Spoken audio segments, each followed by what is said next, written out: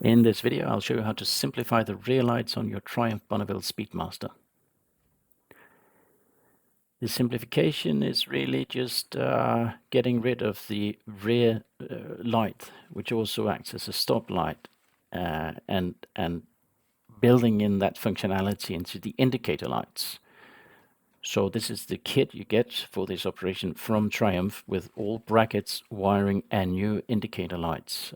New indicator lights are necessary because they integrate the function of acting as indicator lights, but also as the rear light and the stop light in the same unit, which means that you'll have a much simpler setup for your rear lights on the motorcycle.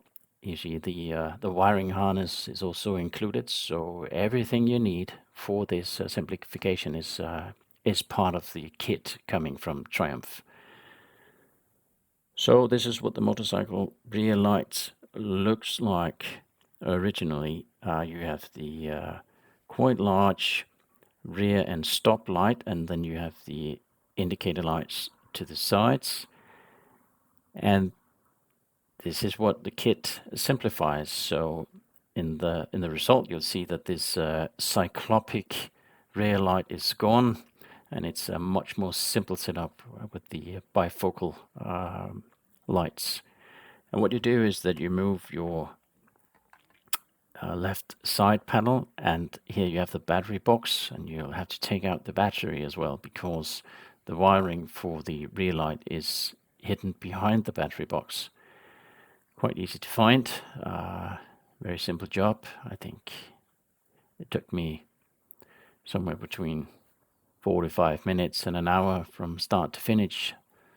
So a really good, cozy afternoon job.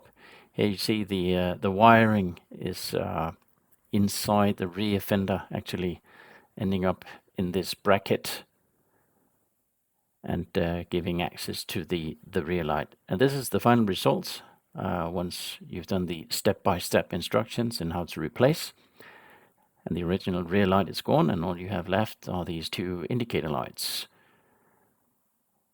with multi-functionality because they act both as indicators, stop lights, and rear lights.